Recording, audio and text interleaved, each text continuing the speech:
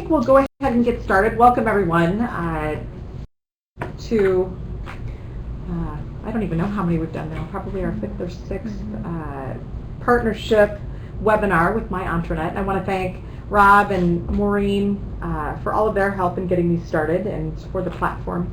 And welcome you here today. We're here with Karen Miller, and before I get into introducing her, I just have a few housekeeping issues. There, you will see in front of you the PowerPoint slides. Immediately below that is a text box area, and what you can do is just as you have questions, place those in that text box, and Karen has actually said that she'd prefer to answer those as we go so that it can be a more conversational presentation today. So please ask your questions as they arise. And then also, if you'd like a copy of this presentation afterwards, please fill in your email address at the bottom so that we can send that out to you, because we don't capture that information on the front end. So with that, I'm going to introduce you to Karen. Karen Miller is the Executive Vice President for Manpower Central Iowa. In her current role, Miller leads Manpower's Central Iowa team in anticipating and navigating the trends in the changing world of work and creating innovative services and solutions that help their clients win in the global marketplace. Karen began her career with Manpower in 2000 after spending 4 years with field operations as an area manager in central Wisconsin. Karen returned to her hometown in northern Illinois and spent 2 years with Shaw Media Group as a sales manager. Karen rejoined Manpower in 2006, managing a market in Chicago Metro, and was promoted to Manpower Group's world headquarters in Milwaukee in 2008. And there she launched the National Account Sales Alignment Department, a department focused on increasing staffing placements with national account clients in the United States and Canada. When presented with the opportunity to return to the field, Karen enthusiastically accepted and was promoted to her current role in Central Iowa in August of 10. With a passion for developing talent, Karen's goal is to assist companies in broadening new ways of thinking and approaching workforce strategies that embrace and take advantage of the changing world of work in Iowa. Welcome, Karen. All right, thank you, Lisa, and thank you to those of you who are joining us this morning as we talk about how competition may be targeting or in fact stealing our top talent and what we can do to fight to retain these valued employees in the human age. For those of you who aren't familiar with Manpower, I'd like to give you a brief introduction to my company's background.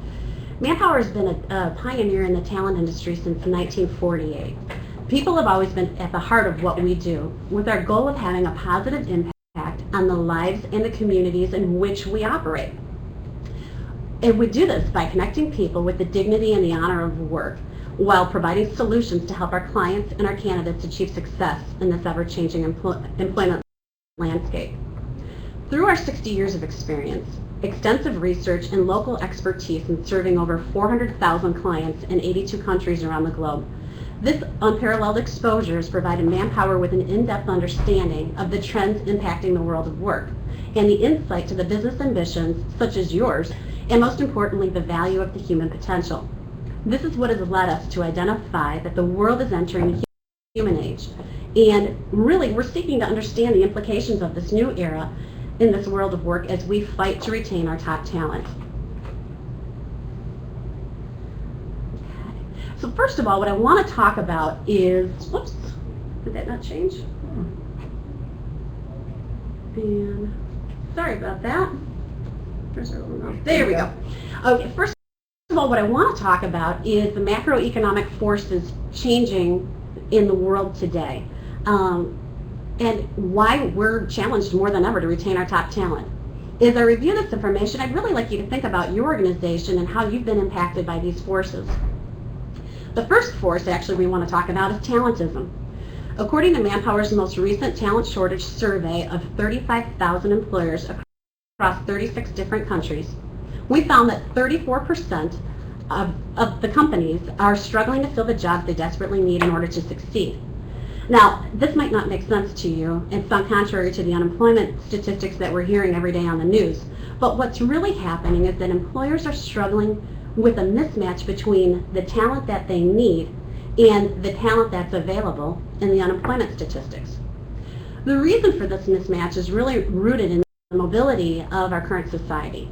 Think about your own company. How many people in your organizations are native Iowans? I mean, as you heard from Lisa's introduction of myself, I'm not native to Iowa. I've lived within the Midwest, but in Illinois and Wisconsin and now Iowa. Think about also, too, how many former employees of your company have moved to another part of the state or moved to a different state altogether for a new job opportunity. How many people do you personally know that have the ability to work remotely or live here in Iowa while the company that they work for is located elsewhere? So you can see the talentism is shifting across the U.S., both locally, nationally, and globally. So what's happening is it's creating talent shortages. As skilled individuals are increasing in demand, the competition heats up between employers, not only here locally, as I talked about, but globally as well. So we also want to talk about one of the other macroeconomic forces as the global readjustment. What we're seeing is that the world is experiencing a global readjustment in which emerging markets are rising in power. Think of China, think of India, think of Africa, think of even Mexico. While developed markets are seeming to be more challenged, significantly impacted by this demographic landscape. This global readjustment is about shifts in economic power and the dynamics that come into play, forcing companies to take a look at their decisions around where talent and human potential will become a major agent of economic growth. One of the other macroeconomic forces challenging the world today is social bifurcation. As the world is adjusting and will continue to adjust due to the geoeconomic shifts, that's compounding the threat of social bifurcation. There is now huge growth and development in the middle classes in these emerging markets, some of the markets that I had mentioned earlier. And we've never seen this before. And what that's creating is a drive for competitive talent. China, for example, is tuned into this and has built a middle class at a pace that we've never seen before. Its economy is currently growing between 7 and 12% annually, and its industrial production between 15 and 20%. And it looks likely that it's going to continue. Manpower's latest Employment Outlook survey found that employers in India, China, Taiwan, and Brazil are reporting the most optimistic hiring intentions globally. And in those countries, in particular, individuals with the in-demand high skills continue to be poached by rival firms, making engagement and retention strategies a critical priority for both foreign and domestic organizations. Then, after social bifurcation, we layer in the technological revolution. And we've all been significantly impacted by the technological revolution. I mean, look at our setting today in the webinar and the technology that we have available to deliver these messages to you. Really what technology has done is unleash the human potential, enabling the rapid and unfiltered exchange of ideas and innovation in the increasingly connected world. Again, look at our situation right here. Lisa was saying earlier that, okay, this webinar will be blasted to Tokyo by the end of the day. So really, it's really expediting the information flow and really changing the landscape. Also, the use of social media. Think about Facebook. Maybe you have a Facebook page. Maybe you're on LinkedIn. Actually, I heard a statistic that if Facebook was a country, I think it would be the third largest country in the world.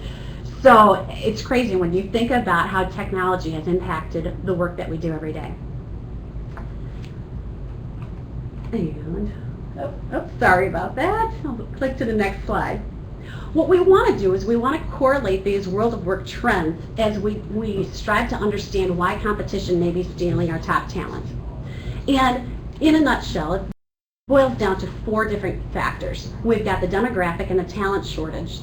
We've got individual choice, the rise of customer sophistication, and the instantaneous access to information, along with the technical revolution that we just spoke about. So as we talk about the rise in customer expectations and the customer sophistication, every company needs to justify the value that we deliver to be accepted in the marketplace. Our value propositions, you think about it in your own company, the value propositions really drive the innovation and the process improvements. And what are the people behind those what is driving that? That's the human potential that you have in your organization. In addition to transparency that we experience through the internet and transparency in costs and services, the internet ensures that there's transparency in the problems that we encounter every day as well too. Think about your automobile. For example, if there is a recall, how quickly do we have access to that information? So customers and consumers are much more sophisticated than they were before. We talked about technological transformations before, and think about even our Iowa market here. We've gone through quite a transformation in our work history. We've moved from agriculture to the industrial age, and then to the informational age, and now to the virtual age. And really, this is just the beginning. As we see rapidly changing technology and greater global arbitrage of increases in individuals and organizational's choice, boy, that was tough to say, of where and when and how the work is performed and with whom. Bottom line, talent can be accessed anywhere, which means competition is everywhere. I know, just again, think about yourself personally and your network of friends and those people that you associate with. How many of those individuals actually are communicating with companies outside of the U.S.? How many of them actually may be working for companies that are based outside of the U.S.? But because of technology, we now have the capabilities to be working for these other organizations. What it boils down to is, with the internet at our fingertips, it really boils down to the individual choice. And so you as an individual and your employees as individuals are exercising their choices. They realize that they have the power to opt for or against a given job, which in turn requires companies, us, to think differently about how we attract, retain, and stay relevant to the team that comprises our organization. So I have a question for you. Does your organization have a strategic acquisition or a strategic retention plan? And is it current and relevant to today's employee? And this is a question that in my role with Manpower, we ask companies that we work with all the time. If your company does have a strategic acquisition and development plan in place, you are certainly ahead of the game, because there's an awful lot of companies that don't have a plan in place on how they retain their employees. But if you do have that plan, one of the things you want to consider is, does it address generational differences that are present in today's workforce? For the first time in history, we have 4 generations that are working in our workforce, all with very different motivations and work philosophies. So what may have been a strategy that you've used before in the past as a retention plan or an attraction plan may not work, because we've got 4 generations that we're trying to tap into. So it's not a one-size-fits-all plan anymore. It really is a one-size-fits-one. And you may need to have several different strategies in place in order to really attract and retain the top talent that you need. And actually, you can take a look, and here's kind of the breakdown of the generations that are in play today. Of course, none of us like to be pigeonholed by generation, but in a broad spectrum, this is really how the ideas, or how the generations break down. So if we take a look at the traditionalists, those born between 1928 and 1945, what influences them is completely different than what you're going to find with the Generation Y. Traditionalists are motivated by their praise for expertise and their commitment to an organization. Then you take a look at the baby boomers, born between 1946 and 1964. This group is actually motivated by knowing that they're valued and needed in their job. So you've got a group that's looking for praise. You've got another a group that wants to understand that they're valued. Generation X is motivated by their ability to do it their own way. They want to be able to be creative in the work that they're doing. So again, as you're working to create some retention plans in order to keep your top talent, you're going to need to keep these factors in mind. And then Gen Ys, the Gen Ys are really, this group is creative by far, and they're really interested in looking and working with bright people that are creative and very solution oriented. They want freedom and flexibility in their work. So it's when if you're responsible for managing a team and retaining a team, you're in a really difficult situation. You need to keep all of these factors in place as you look to create your retention plan. And moving on, we talked a little bit before about the talent mismatch, and here this really kind of shows an illustration of what the talent mismatch looks like.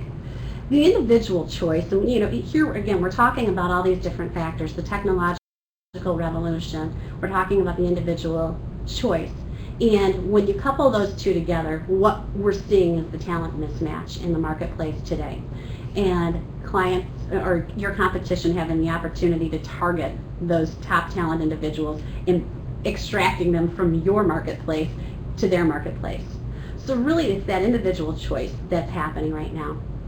You take a look again at the chart here, and what you see is the pyramid is the lack of resources that are available and the high demand in the skills market.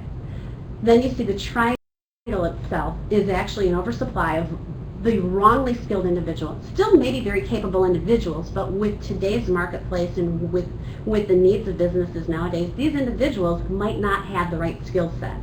Really what this creates is a conundrum where we need to focus on retooling and reskilling the individuals that are either unemployed right now to go ahead and learn the skills that we need, or take your current workforce, if you're committed and your top talent, and retrain them so that they're proactive and ahead of the curve so that they can be viable to your organization as you move forward and as your organization grows.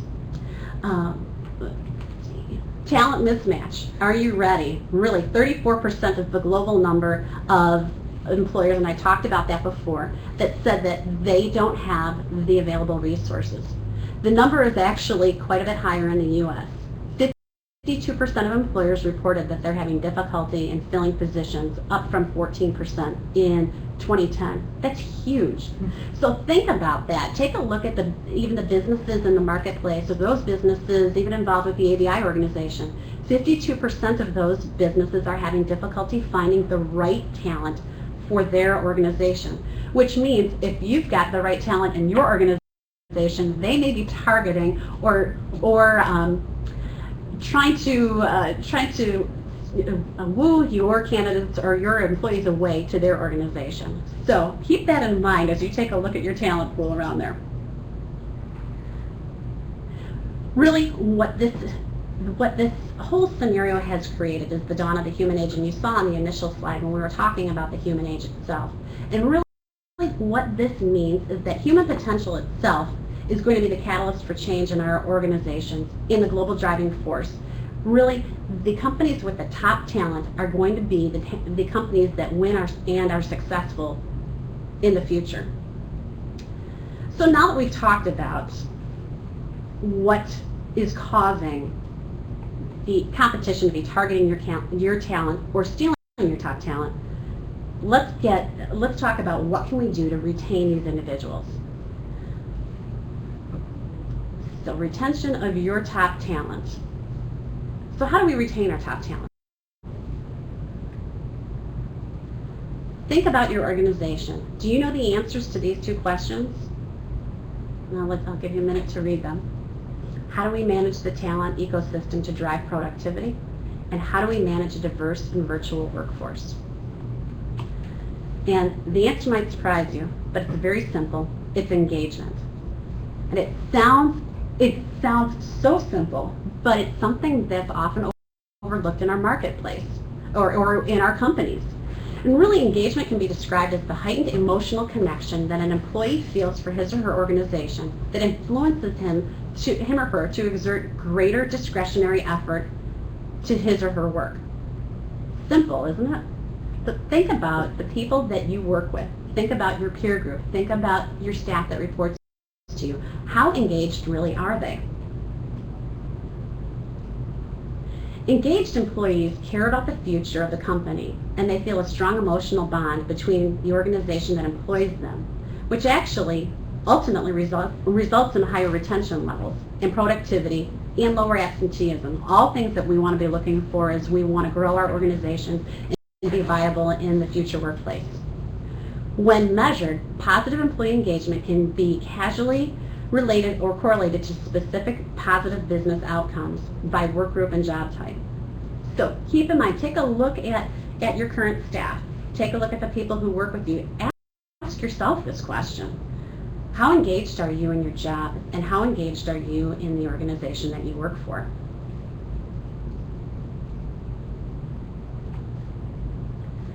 According to a Right Management study of 28,000 respondents, only 34% are fully engaged. These employees work with passion and feel a profound connection to their company. Only 34%. That's, if you have a company of 100, let's just say your organization is comprised of 100 employees, only 34 employees are fully engaged. That is a staggering number to me, and it's a scary number. There's huge ripple effect to this. And really what it is people that are actively engaged help to move an organization forward because they feel commitment, they feel a passion. 88% of highly engaged employees believe that they can have a positive impact on the quality of their organization's products, compared with only 38% of the disengaged. So the difference is, of that 34%, 88% feel strongly that they can have a positive impact and help grow your company to the next level. 72% of those highly engaged employees believe that they can have a positive effect on customer service. And we know customers are king. We have to make sure that we're taking care of our customers if we're going to continue to grow and, again, keep our organizations viable in the future. 68% of highly engaged employees believe they can have a positive impact on costs in their job unit, compared to 19% of the disengaged. 68% believe they can have positive impact on costs in their job and unit. So really, as we're trying to become more competitive with our organizations, control costs, increase productivity, something as simple as engagement will have all the impact in the world that you need to be successful going forward. Again, engaged employees feel a strong emotional bond to the organization that employs them.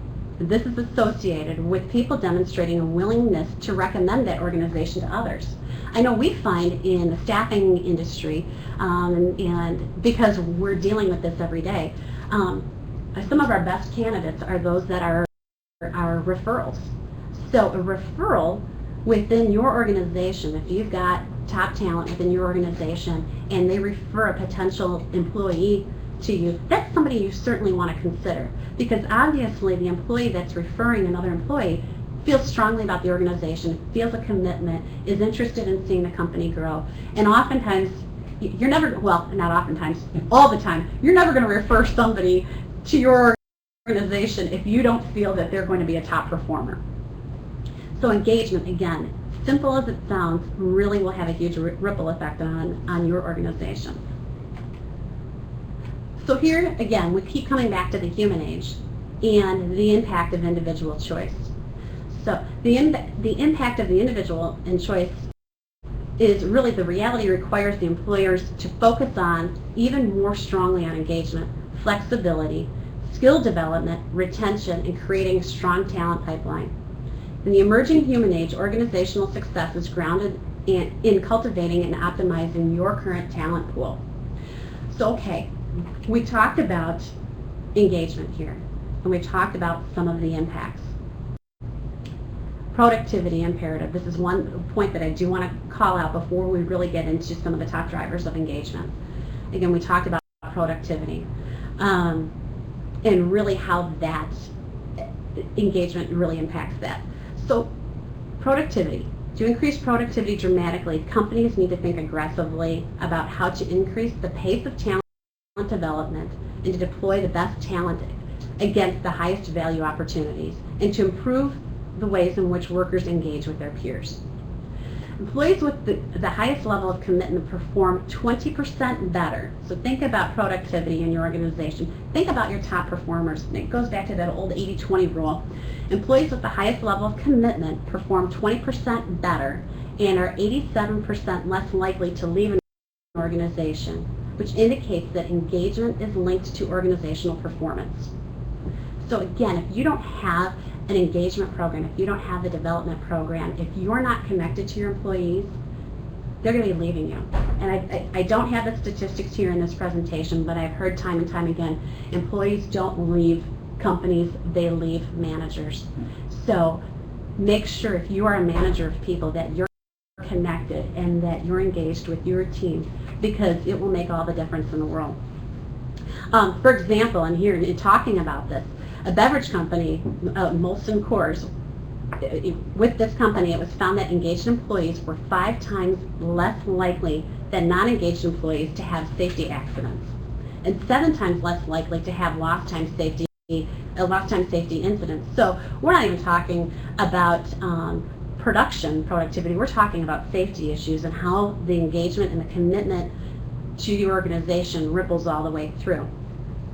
In fact, keep in mind that the average cost, and here I've got the statistics here, the average cost of a safety incident for an engaged employee was $63 compared with the average cost of $392 for a non-engaged employee. Crazy statistics. Consequently, through the employee engagement, this company, Molson Coors, saved $1.7 million in safety costs in 2002. And I know it's an older statistic, but it's still one worth noting. And as rates have increased over time, you can imagine how much more that number would be nowadays. So, and actually, in addition, the savings were found in sales performance teams through engagement too. With the same company in 2005, low engaged teams were seen falling behind the engaged teams with a difference in performance-related costs of low versus high engagement totaling $2.1 million. Huge numbers, so think about that. So the top drivers of engagement, we take a look at this list here. And let's just run through some of this here. We've got work processes and the ability to apply skills. So really, top engagement driver, do I have the right skills? Do I possess the right skills to perform the job that I'm being asked to do? Number 2, which is in bold, and we'll come back to that, is there learning and development opportunities, which is huge. I hear this every single day. But is there learning and development opportunities? What is the culture like? What are the senior leaders like? Are they engaged? Are they demonstrating a commitment to the organization? What's the level of communication? Is there regular communication from top management? Is there regular communication from management? What is the structure and the roles and the capability? That actually rolls into our generational factors that we were talking about before. Gen Ys are going to want more of a free-form structure. They're going to want to be able to move in and out of their work roles pretty fluidly. Recognition and reward. We were talking about baby boomers and really the recognition that they're looking for. The customer focus, the strategy, and then we talked earlier about the immediate manager. But what I want to call out right now is one that's fairly easy to control, which is the learning and development opportunities. The power of development.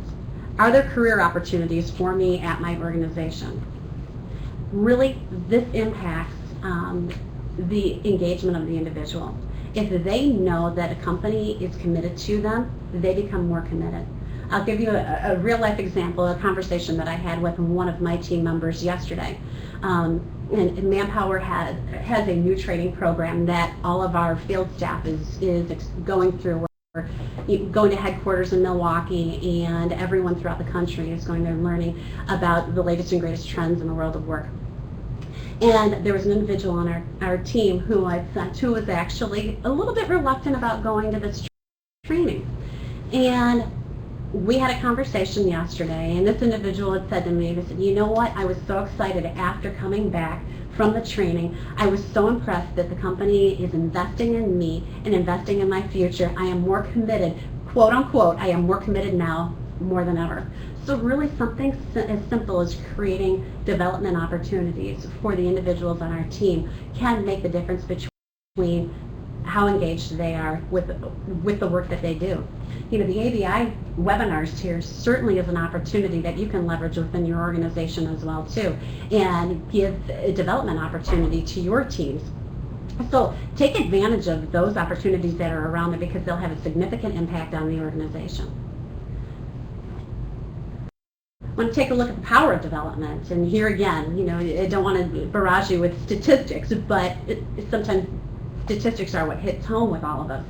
Organizations that provide development opportunities are 6 times more likely to engage their employees than organizations that do not. Again, it's that commitment. We as employers nowadays see over and over again, or we talk about the fact that the commitment level isn't there like years ago, or like our parents' generation, where you'd take a job and you'd be there for 30 or 40 years in some cases and retire from that organization. But commitment has to be a two-way street. So really committing to development will also drive commitment from the individual to your organization. The power of development also, individuals are 4 times less likely to lose talent in the next year than organizations that do not provide development programs. They're also 2.5 times more likely to be more productive than organizations that do not have development programs. So again, engagement along with development really will create a win-win situation for you. And Karen, we've got a question. Is internal promotion an important way to encourage and retain key employees? Perhaps it fits into the discussion into development. Many companies are hiring, but not much is being said about internal promotions. Absolutely. And this power development actually can be not only enhancing the current skill sets of the individual, but also the internal promotions. Because I always think that if you have got somebody who is driven and want to succeed and achieve, you've got to provide them with some sort of opportunity, or at minimum, through regular individual meetings with them. And at Manpower, we call them WOW meetings, which we call working on winning. And I have a monthly meeting with each one of my direct reports. We talk specifically about their career development, what areas they need to work on, and we help really drive the productivity and their effectiveness within the organization. So absolutely, internal promotions is one of the best ways to really increase engagement, because you always go through that honeymoon period when someone takes on a new role and they're excited about that. So absolutely, it definitely is a great way. Good question. So actually, here we're talking about the key employment considerations. So really, if you're questioning the impact of development and growth opportunities and what that has on retention, here's something to consider. In a recent Right Management survey on LinkedIn, the question was asked, what was most important when considering a new employer? So this actually ties into that last question. It's career development prospects. So again, it's not only the ongoing training within the organization, but it is the opportunity for promotion. So actually, knowing that I work for Manpower, you can imagine that nearly with every candidate that we interview, whether for a permanent position or for a temporary assignment, this question always comes up. Our employees, individuals, want to know that they're adding value to an organization. And most of them, or not most, but quite a few are really interested in furthering their career. And I'm a strong proponent for that. If you've got somebody who's got a fire in their belly, you know what, just unleash them and let them go. They'll need some direction, but you know what, just don't squelch that passion. So you can take a look here at the chart, career development prospects. Again, kind of going through the stats there. Here's a case study actually that I wanted to share. The University of Wisconsin in Milwaukee launched a national study founded by the National Science Foundation to investigate women engineers' experience in the technical workplaces. The University of Wisconsin-Madison partnered with a dozen universities to reach a female engineering alumni. And what's interesting is women's decisions to stay in an engineering position were directly influenced by the key supportive people within the organization, such as supervisors and coworkers. Again, driving back to that engagement. Current women engineers who worked in companies that valued and recognized the contributions of these individuals and invested significantly in their training and professional development expressed the greatest level of satisfaction with their jobs and careers. So again, here's a case study for you, a recent case study, really that supports this whole concept that you have to make sure you've got an engagement strategy for your employees. Among the female engineers who left, nearly half said that they left because of the working conditions, too much travel, lack of advancement, or low salary. 1 in 3 left because they didn't like the workplace culture, climate, or their boss. And 1 in 4 left to spend more time with families. So again, there's some of the statistics around there. And this study, keep in mind, was focused on female engineers. But you can address some of these concerns within your organization as well too, to strengthen the retention among all types of employees.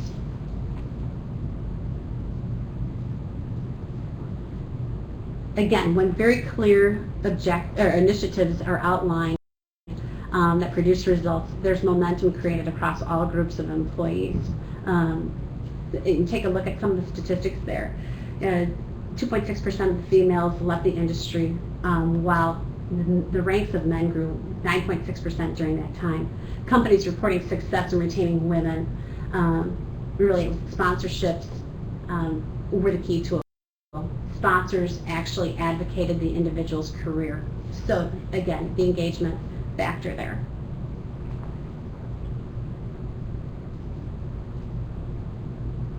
So as we talk about clarity, it's critical that we address the development in a very methodical way, just as you would any other key project.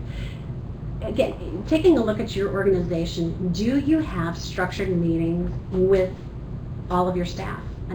Or with your direct reports? Again, I've mentioned my scenario with Manpower where I have specific structured meeting. As a matter of fact, I've got 3 this afternoon where we have our once a month meeting and talk about where we're at. What do we need to do? Where does the individual want to go? It provides that one-on-one time so that you can stay in touch with your employees to create the development plan to entice them and actually encourage them to be more productive in the workplace while giving them job satisfaction. I mean, that's really what it's all about. If you're happy with the job that you're doing, if you're happy with the company that you're working for, you're really not going to look anywhere else.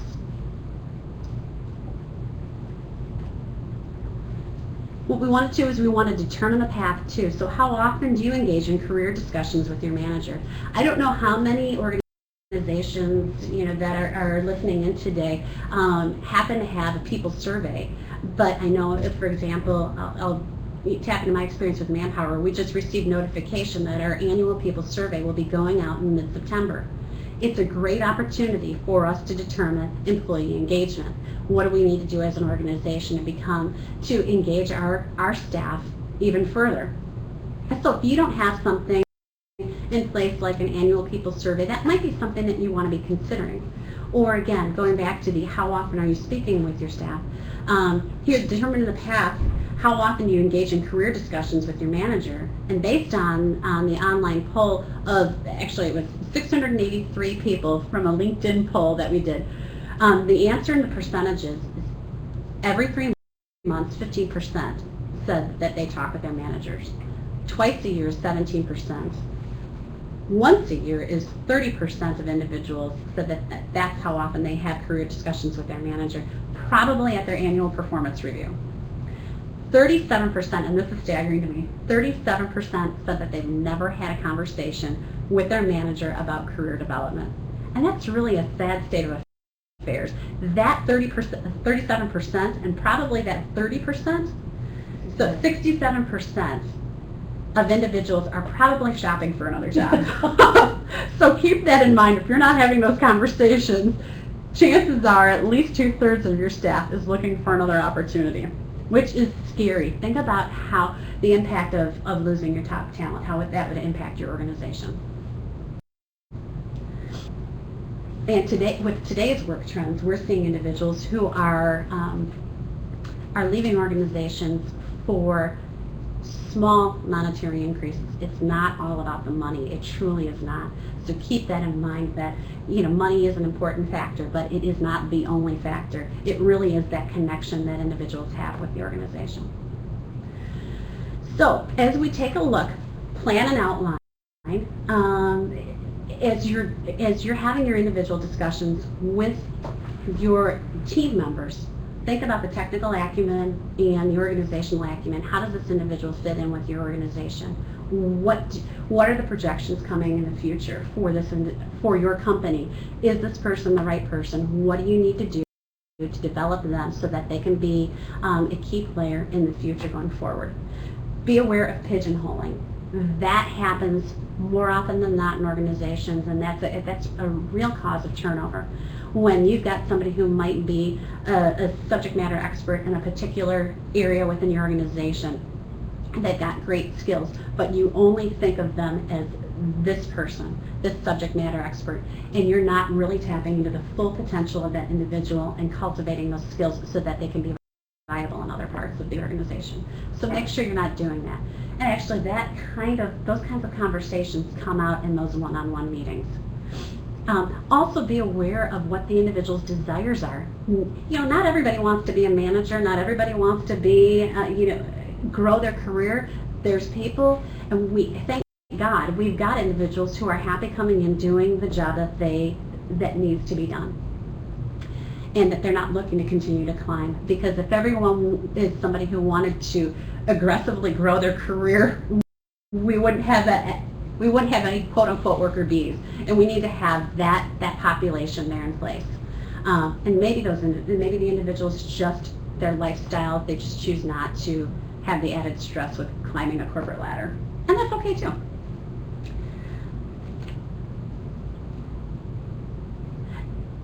Keeping it fresh and plan for it. Employee-led productivity, or results-only work environment at Best Buy, increased by 35% when you engaged, and this is what the statistic is about, when employees were engaged in making productivity decisions, creating efficiencies, suggesting efficiencies, and streamlining processes within Best Buy. Because they had ownership and buy-in with the organization, there wasn't an edict from the top down, productivity increased by 35%. Imagine what 35% increase in productivity would look like in your organization. Keep it fresh, plan for it. Take a look at LinkedIn groups. That's a great tool for you and your employees to capture new ideas and connect with people in similar positions such as you to find out what's the latest and greatest. Keep them engaged. Have those individuals report back to what they find from their LinkedIn groups. The think tanks is another opportunity too. The social media. So you've got opportunities to keep it fresh and plan for it moving forward.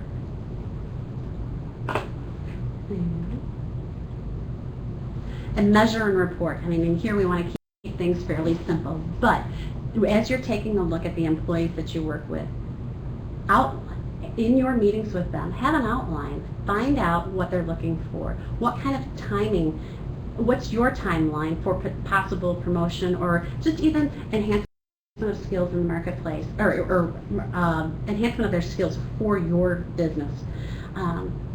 Talk about the different training opportunities and training outlets. Talk about the proficiency that the individual can gain. Again, this is all satisfaction. You can job satisfaction, and that's the key here. And then the proof. Set some objectives for the individuals. Hold them accountable for achieving their training goals and their development goals. And have them hold you accountable. I always ask this of my team as well too. Hey, I've got a lot of information coming at me all at one time. So if I'm not following through on my end, I'm asking my staff to hold me accountable to make sure that I'm holding them accountable. So it's that communication back and forth.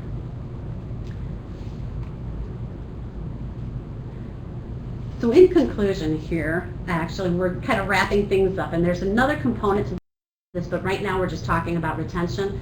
There's a whole other strategy regarding recruiting, but again, we wanted to focus on retaining top talent. Really, what you're going to want to do is, now more than ever, the talent retention strategy is extremely important. As we talked about earlier in the beginning of the presentation, we were talking about the global landscape and how the competition is not just local anymore. We're not just fighting within the central Iowa market or the state of Iowa for the top talent. We're actually fighting across the globe for top talent. As a matter of fact, because the landscape has become so competitive, Manpower, actually our Eastern Iowa team, is actually spearheading a project called Welcome Home to Iowa, where we're actually targeting candidates that live outside of the state of Iowa, but maybe are native Iowans. So we're taking a look, searching the job boards, through LinkedIn, through Facebook connections, trying to reach out to native Iowans and calling them back home. So we call the program Welcome Home to Iowa. So what we're trying to do is steal the talent back and bring it back here to Iowa so that Iowa has the best talent available. So again, the competitive landscape, we're part of it too, is Manpower, trying to steal people back. And then also unleashing your workforce's potential. Really, bottom line, it's a competitive landscape, but take a look at the current employees that you have within your organization. What kind of potential and promise do they show?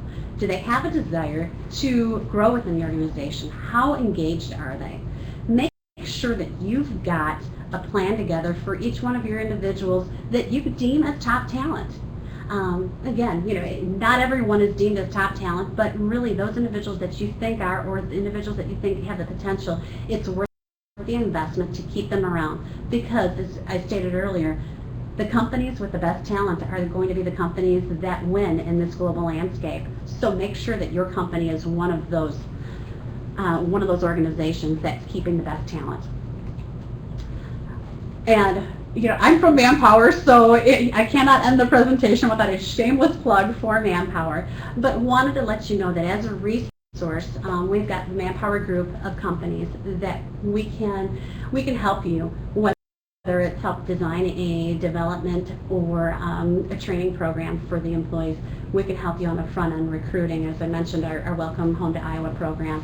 But we've got a group of companies that really our focus is workforce solutions. So feel free to tap into Manpower and what we can provide you with: permanent placement, assessment services, screening services. We've got that available for you. Also, too, I've got some resources here that feel free to go out to our website, free resources to download. You certainly can go ahead. We've got some white papers on the talent mismatch, and as I mentioned, talking about development of your current talent, we've got an incredible white paper on the teachable fit. Again, go out to our website, download that, and that actually walks you through a plan of how do you create those development programs for your employees if you don't happen to already have one in place. Social networks versus management, harnessing the power of social media. So if you're in a situation where you may be losing some top talent, here's another great white paper that you can tap into to find out how do I attract or steal back some of the top talent that I've lost. And then also, I had mentioned a few times during the presentation, our Manpower Employment Outlook survey. We've got a lot of statistics in there from around the globe. This is something that we do on a quarterly basis, where we tap into the countries that we serve to get a read on the pulse of what's happening globally and also locally in the local marketplace, the state of Iowa, and specifically if you're in the metro area or the Des Moines area, we have a specific drill down on what's happening in Des Moines metro, as well as, again, a state perspective. And we release that as well in our e-newsletter, so Yep. You'll have access to that when it comes out. Absolutely. Again, if you're looking for information, of course, there are, I'm shamelessly plugging Manpower right now, but we do have other resources available. Feel free to tap in there. The web has a plethora of information as well too, so whether you use Manpower information or find out or take a look at other sources, they are there and they are available. And that's it at this time. So thank you for listening in this morning. And we were zeroing in just specifically on retention at this point. Again, as I mentioned, there's another key component, and that's the recruitment So if you want to be competitive, I've got all sorts of great information on how you can tap into social media and what you can do to develop your company to attract the best candidates. So thank you very much. Fantastic. And we will hope that you will be doing one on recruiting here pretty soon, because that sounds Yes. like it would be a good one Yes. as well. As a matter of So, fact, yeah, I think social media is what we'll be talking about, and we're going to tie in recruiting with social media within the next couple of months, I think. Awesome. Yeah. Fantastic. And again, I want to thank my Intranet for allowing us to partner. Yes, Kim asked the question, if the PowerPoint is available for download. It's available in several ways. First and foremost, if you'd like to put your email address in the box below the PowerPoint, we'll go ahead and send it to you because we don't capture that information. And secondly, all of this information is gathered in two spots. You can go to the AVI website. Under events, there's a webinar tab. And all of our past webinars are stored there as well. And then my Intranet also archives all of the webinars over there. So it's really in two places. And then thirdly, we'll be emailing the link to the webinar in our e-newsletter that comes out tomorrow. So you can look at it, look for it in several locations. Again, thank you for joining us and taking time. Oh, let's see. Angela says, good to great, a book that also addresses some of these issues. Absolutely. And what a great shameless plug that allows me to offer for everybody. The author of Good to Great, Jim Collins, has actually accepted our invitation to speak at our annual conference. So Good to Great author Jim Collins will be live here in Des Moines, his first public appearance ever, June 15th of 2012. And he'll be at Vets Auditorium. That's a part of the AVI conference. However, you don't have to attend the entire conference to see Collins. We will be selling separate registrations just for the Collins piece. But you'll want to be involved. But we'll watch you with the whole thing, absolutely. And also of note, Jim Collins does have a book coming out in October that is a follow-up to Good to Great, and it's about overcoming challenges. So be looking for that, and we'll be sending information out on that as well. I want you to please mark your calendars for September 21st. We'll be doing this again at 9 a.m. And this one is going to be identifying your top prospects and turning them into your customers. So that will also be a good one. And then September 28th, we'll be doing data compromise coverage, business reputation protection, and that one sounds really interesting as well. So put those on your calendar, and we'll see you same time, same place on September 21st. Thanks so much for being here. And thank you, Karen. Thank you. Thanks for having me.